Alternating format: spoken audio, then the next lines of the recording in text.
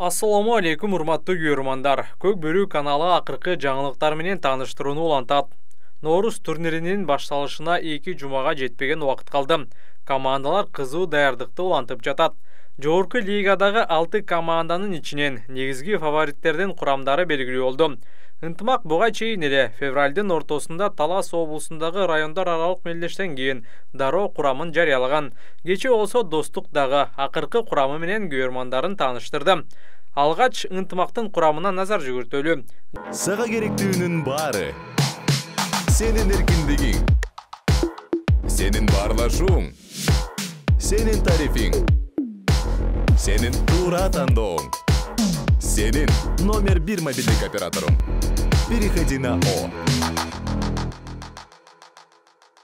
Толук курам төмөндөгүдөй. 1-чи Жолдошбек Орозбаев, 2-чи Дастан Сагынбек уулу, 3-чү Ноорус Ратбек уулу, 4-чү Тойчубек Коргонбаев, 5-чи Эрлан Төлөбеков, 6-чы Данияр Искендеров, 7-чи Кушчубай Илис уулу, 8-чи Айдамир Сабыров, 9-чу Аудасбек Мырзабек уулу, 10-чу Нуржан Мелисбек уулу, 11-чи Майрамбек Рыспеков, 12-чи Өмүрбек Эсен уулу.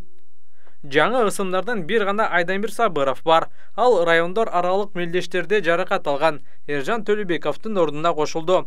Калган оюнчулардын бардыгы мурда Ынтымакта ойногондор. Ал эми Достуктун курамына назар жүгүртөлү. 1-чи Кыяс Ниязов, 2-чи Кубаныч Султан уулу, 3-чү Эрсултан Айдаркан уулу, 4-чү Марлис Койгелдиев, 5-чи Нурбек Юсупов, 6-чы Аскат Аскаров, 7-чи Султан Русланов, 8-чи Баяман Муралим уулу, 9-чу Адлет Адисбек уулу, 10-чу Манас Ниязов, 11-чи Астаркул Табышев, 12-чи Ильяс Исаков. Эми былтыркы курамды назарыңыздарга салалы.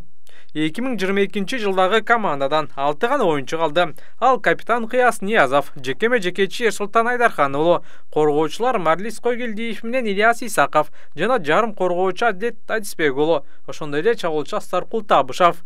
Табышев быйыл жарым коргоочу катары ойношу да мүмкүн. Анткени курамда андан башка дагы 4 чабуулчу бар. Жаңы келген оюнчулардын көбү буга чейин Достукта ойноп кеткен.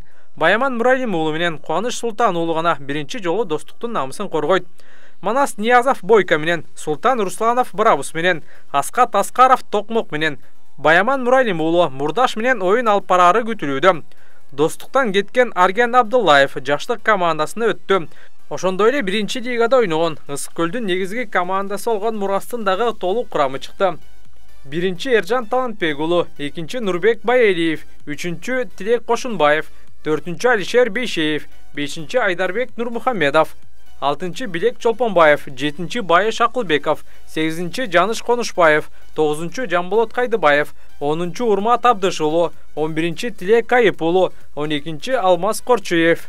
Достук болуп көрбөгөндөй жылдыздуу курамды топтоду. Ошол эле учурда Достуктун бирден бир көзүрү дайыма коргонуусунун күчтүүлүгү менен айырмаланчу. Бул сам таза коргоочуда 4 эле оюнчу болсо, анын 3-өсү улуу муундагы оюнчулар. Андыктан Ынтымак бул жагынан күчтүүлүк кылышы да толук мүмкүн. Таштемир Байлубашев кайсы клубка өтөт деген суроо жаралды. Ой пикирди ылдыйда калтырып кетиңиздер.